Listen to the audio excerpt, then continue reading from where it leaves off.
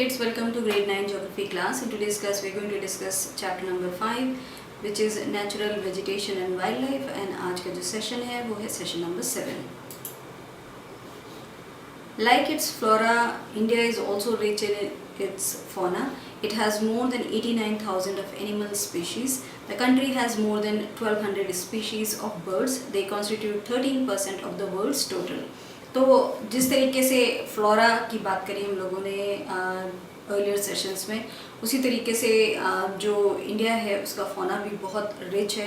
And we have more than 89,000 जो animal species हैं वो है इंडिया में. And the country also has more than 1200 species of birds जो हैं वो है इंडिया में, और वो कॉन्स्टिट्यूट करते हैं 13% ऑफ द वर्ल्ड्स का जो टोटल है उसका 13% है. There are 2,500 species of fish which accounts for nearly 12% of the world's stock. It also shares between 5 and 8% of the world's amphibians, reptiles and mammals. तो there almost like 2,500 species जो हैं वो fish की species मिलती हैं India में, and जो account करता है nearly 12% of world का जो whole stock है उसका around 12% है. And it also shares between 5 and 8% जो वर्ल्ड का एम्फीबियंस, रेप्टाइल्स एंड मैमल्स हैं उनकी पॉपुलेशन जो है, तो यहाँ पे एटलीस्ट 5 to 8% उनकी भी population. So we can see किस तरीके से जो फौना है वो भी बहुत वाइड वेराइटी हम लोग के अवेलेबल है, एंड जो स्पीशीज़ अवेलेबल हैं they are also huge variety में हैं. The elephants are the most majestic animals among the mammals. They are found in hot, wet forest of Assam, Karnataka and Kerala. जो elephants हैं वो most जो majestic animal हैं mammals में वो हैं. एनिमल्स हम लोगों के बच्चों आप लोगों ने भी बहुत बार देखे होंगे, बहुत दिख जाते हैं जो एलिफेंट है वो. अब थोड़ा कम हो गया है एलिफेंट का रोड पे इस तरीके से दिखना, बट अभी भी एलिफेंट होंगे और आप लोगों ने ज़रूर देखे होंगे. सो वो एक मेजेस्टिक एनिमल हैं जो मैमल्स में हैं. एंड वो जो जहाँ मिलते हैं वो हैं हॉट वेट फॉरेस्ट जो हैं वहाँ Assam, Karnataka and Kerala. One-horned rhinoceros are the other animals which live in swampy and marshy lands of Assam and West Bengal. तो elephants के अलावा one-horned जो rhinoceros हैं वो भी एक ऐसे animal हैं जो रहते हैं swampy and marshy lands जो हैं असम and West Bengal की. Arid areas of the Run of Kutch and the Thar Desert are the habitat for wild ass and camels respectively. Indian bison, nilgai, chausingha, gazelle and different species of deer are some other animals found in India. It also has several species of monkeys.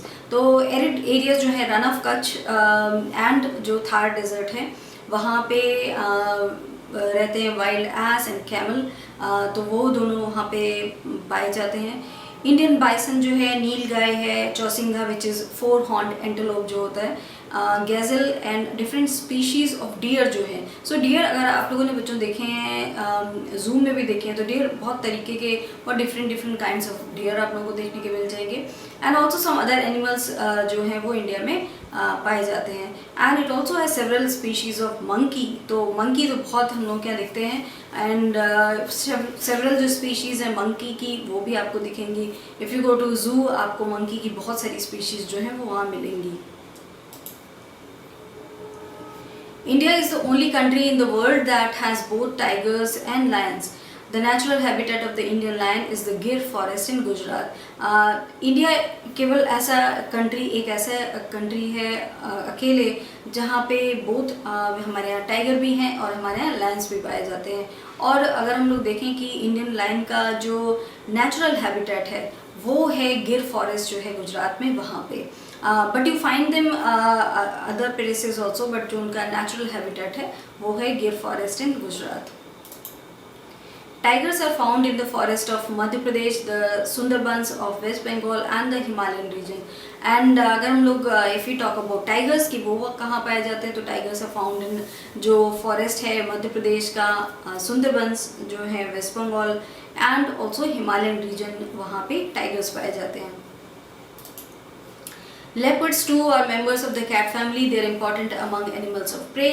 In the rivers, lakes and coastal areas, turtle, crocodiles and gharials are found. तो apart from having lions and tigers, leopards जो हैं वो भी they are also member of the cat family के हैं, and वो भी important हैं अमंग एनिमल्स ऑफ प्रे जो हैं, जो भी एनिमल्स शिकार करते हैं उसमें बहुत इम्पॉर्टेंट हैं लायन, टाइगर, प्रे जो लेपर्ड्स हैं वो भी। रिवर्स में या लेक्स में भी, कोस्टल एरियाज में रहते हैं टर्टल्स, क्रोकोडाइल्स एंड घड़ियाल, वो वहाँ पे पाए जाते हैं।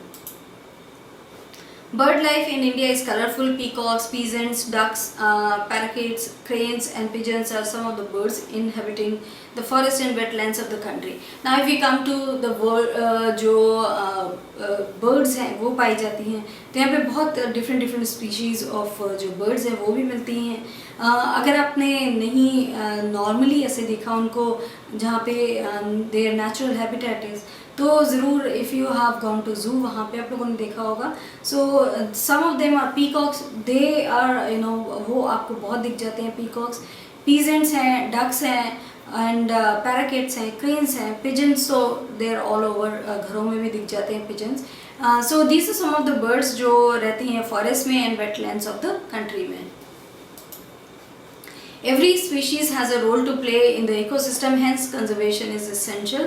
Due to excessive exploitation of the plants and animals, the resources by human being, the ecosystem has been disturbed. तो every species जो है उसका role होता है to play their own perfect role, जो उनका होता है ecosystem में वो play करते हैं।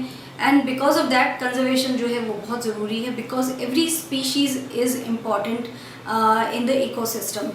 ड्यू टू एक्सेसिव जो हम लोगों ने एक्सप्लॉयटेशन किया है प्लांट्स का, एनिमल्स का, ये सारे रिसोर्सेज का जो हम लोगों ने we have over exploited all these things and because of that ecosystem जो है वो डिस्टर्ब हो गया है। So there is no other reason but the human beings जिन्होंने इन सब चीज़ों को इतना ओवर एग्जॉस्ट कर दिया, एक्सेसिव यूज़ करा, एंड दैट इज़ वाई जो उनका एक यू नो बैलेंस होना चाहिए वो थोड़ा सा हट गया है because of humans are using them excessively.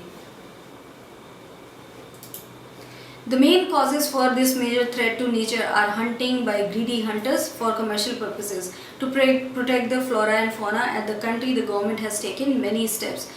तो मेन जो कॉजेज़ हैं मेजर जो थ्रेट है नेचर को वो है जो हंटिंग करते हैं, जो ग्रीडी हंटर्स हैं, कमर्शियल पर्पस के लिए जो हंटिंग करते हैं वो एक मेन रीज़न है।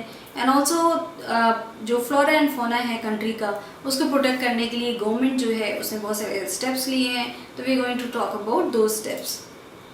14 biosphere reserves have been set up in the country to protect flora and fauna.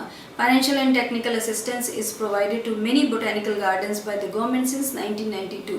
तो 14 biosphere reserve जो हैं उनको सेटअप किया गया है इन द कंट्री कि जिससे we can protect the flora and fauna in the country. And also financial और जो टेक्निकल असिस्टेंस है वो प्रोवाइड की जाती है।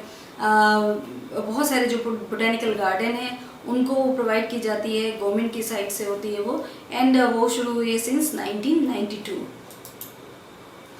Project Tiger, Project Rhino, Project Great Indian Bustard and many other eco-developmental projects have been introduced. तो इन सब चीज़ों के साथ साथ there have been a lot of projects जिनको शुरू किया गया है, जो जिनमें से कुछ हैं project tiger, project rhino, project great Indian bustard. तो इस तरीके के डेवलपमेंटल जो eco डेवलपमेंटल प्रोजेक्ट हैं उनको भी इंट्रोड्यूस किया गया है so that we can have the balance in the ecosystem. 89 national parks, 49 wildlife sanctuaries and geological gardens are set up to take care of natural heritage. All of us must realize the importance of the natural ecosystem for our own survival. तो अभी तक जो है वो 89 national parks जो हैं, 49 wildlife sanctuaries हैं and geological gardens जो हैं उनको सेटअप किया गया है जिससे कि we can take care of जो natural heritage है उसकी हम लोग केयर करें। So हम लोग सब जो हमारा all the flora and fauna है उसको बर्बाद नहीं करें। So that is why all these things are being done. इतने सारे जो मेजर्स हैं वो लिए जा रहे हैं from the government side. And all of us हम सबको ये रियलाइज़ करना चाहिए कि इम्पोर्टेंस क्या है नेचुरल इकोसिस्टम में and that is for our own survival. जो हम लोगों की जो हर चीज़ की एक जगह है in the ecosystem. So that's all we have discussed in this session about the flora and fauna, wildlife जो कुछ भी available है, and किस तरीके से we have all these species of birds, animals and everything is available in the country. So that's all we have discussed in this session. Thank you.